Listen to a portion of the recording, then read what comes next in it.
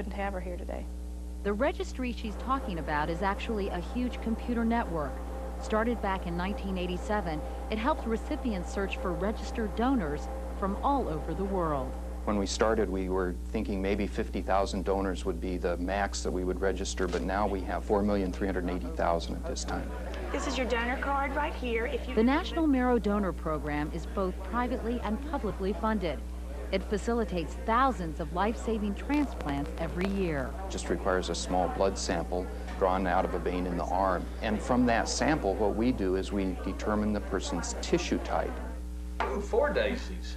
Radford, Virginia County Prosecutor Randall Duncan joined the registry as part of an effort to find a donor for a sick little boy in his community named Henry.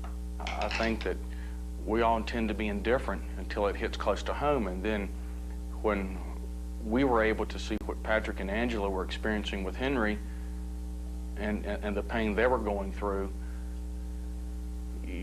you're no longer indifferent. You want to be involved. You want to help. He wasn't a match for Henry, but through the registry, he did match a 48-year-old woman suffering from leukemia and agreed to take the next step and donate his marrow. I feel good. A little anxious, but I feel good. Kind of like getting ready to try a case or get ready for a test or for a ball game. Getting mentally prepared. Randall will go through a 45-minute surgery where doctors remove marrow from the bone in his hip. It's a very, very, very low-risk procedure. They usually quote somewhere around 1 in 15,000 patients may have a significant anesthetic risk. Risks of, say, nerve injury or infection, it's usually 1 in every 3,000 to 5,000 harvests that are done. In 21 years of doing bone marrow harvests, I've never seen a patient at our own institution that's ever had either an infection or a nerve injury or any significant risk from the procedure itself. Less than 4% of his total marrow was harvested, and that will regenerate naturally in just a few weeks.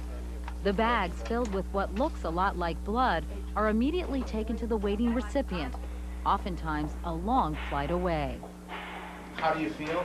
Feel good. Feel good? Do you have much pain? No, you know, the only sensation I have felt all day is, you have to compare it to the tiny utensils that a dentist would use, like the little prick, like maybe one little flick in the back. Other than that, no discomfort at all. Randall is able to leave the hospital on the same day. As per the rules of the donor program, he isn't allowed to know where his marrow is going, and he won't be able to meet his recipient for at least a year, and then only if both sides agree. It makes me, I don't want to say warm and fuzzy, but it makes me feel wonderful that I'm able to provide this gift. What we can look forward to is maybe next summer we'll be able to get back on track. Marv Rivers is a 52-year-old auto mechanic from Ann Arbor, Michigan. He suffers from myelodysplastic syndrome, a fatal disease of the marrow, and his only hope is a transplant. Anybody does that and goes out and donates their marrow from their own system, their own bodies, to help save somebody else, they're heroes to me. You can't say thank you enough, I don't think. You know, for people like myself who are facing death, what else could you say but, you know, thank you, thank you, thank you.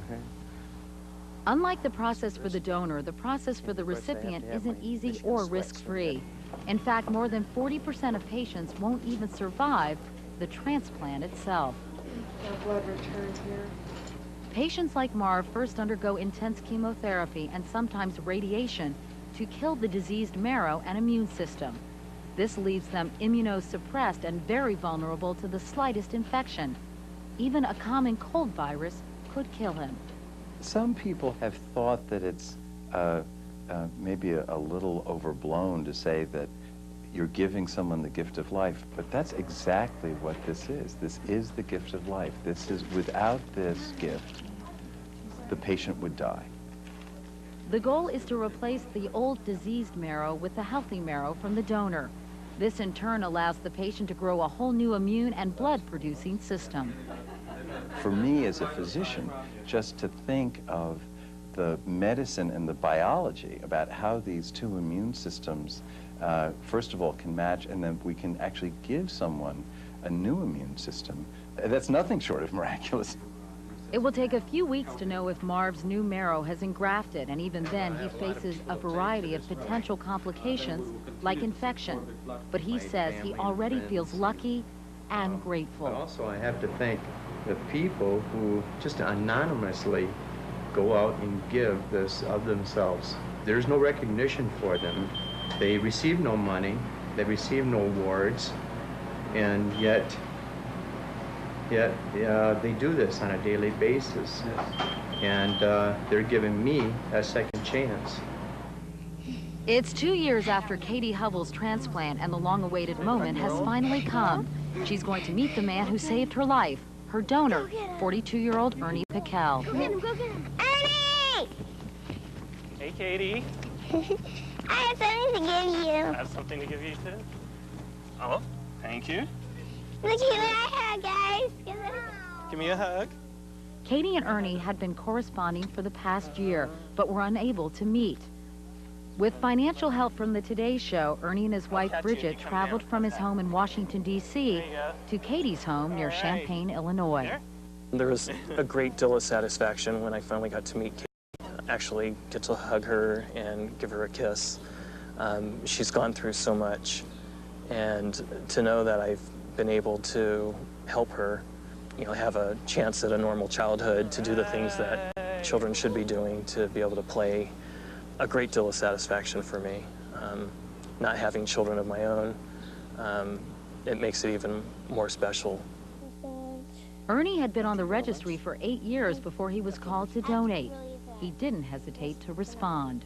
I understood, you know, the minor risks involved, and the pain really wasn't there for me.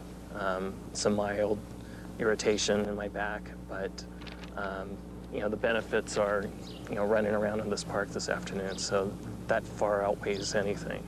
Magic, chin up. For the Hubbell family, Ernie's generous gift means Katy can once again be a happy, healthy little girl. From the moment the doctor said to us she'll need to have a transplant, we just prayed there was somebody like him that would do it. In the first letter that I wrote to him, I told him he was an angel.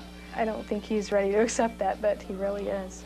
I don't consider myself a hero in this. I told Katy's mom that, you know, I felt my role was almost insignificant. Now, I know it's not, but in terms of the entire procedure and process for me, it was so simple that it didn't seem like any big deal. But in speaking to the family, I just realized how big a deal this really is.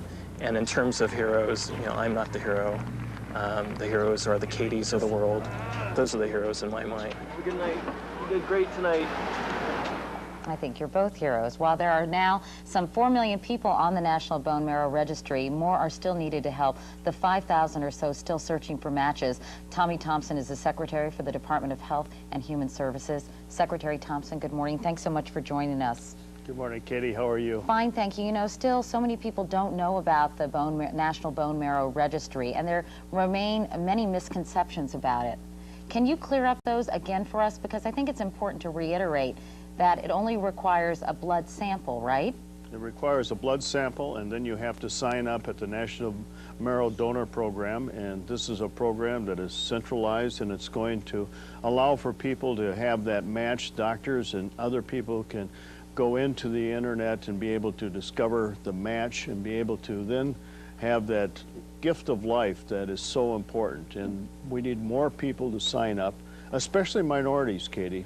And because the ethnic groups are an easier match when you have somebody from your own ethnic group, and it's also something that is so important for all of us to do. It's definitely better to have a donor from your own race. But we should point out as well, I think, Secretary Thompson, that that's not completely necessary, as we saw in the case of Ernie Piquel and Katy Hubbell. Ernie of Filipino descent, Katy a Caucasian little girl. There's no question about that, Katy, but the truth of the matter is that it's usually easier in the same ethnic groups. It's not always necessary, as we've seen today, but the matches are important, and it's important for all of us to do this. We should also point out that when you actually donate the marrow, it's not all that painful, because many people say, oh, it's excruciating, and as we saw, it's not all that painful. Some people complain of mild back pain for a couple of days, and that's it.